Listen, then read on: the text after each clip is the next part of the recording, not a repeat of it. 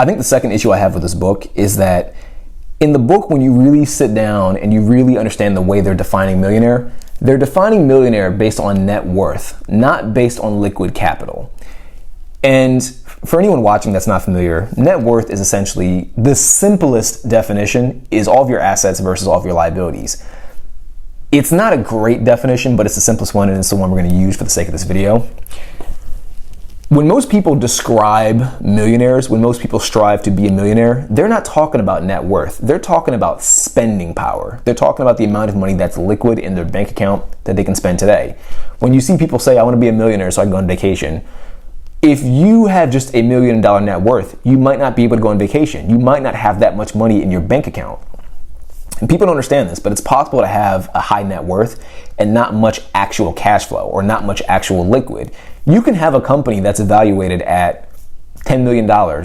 Maybe you have I'm making this up off the top of my head, a 1% stake in the company, or I guess a 10% stake in the company, and you own it all that 10%. And for the sake of simplicity, that makes you that gives you $1 million net worth.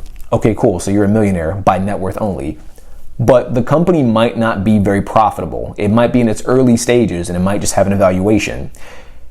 You might technically make $30, $40, $50, $60, $70, $80,000 on paper per year.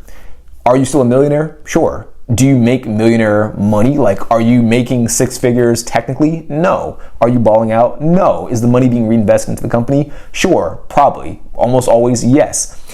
So when you say millionaire next door, but you're talking about net worth, you could be talking about a plumber who has a very small business, who's been working for 30 or 40 or 50 or 60 years, who created this plumbing company that is evaluated at $1 million or $1 million plus. But he himself might make about $15,000 a month, which is great. That's fantastic. But it's not quite the end game that I think most people are striving for when they want to be a millionaire. So that's another big problem I have with this book. And a lot of books are like this, but in particular, we're talking about this book.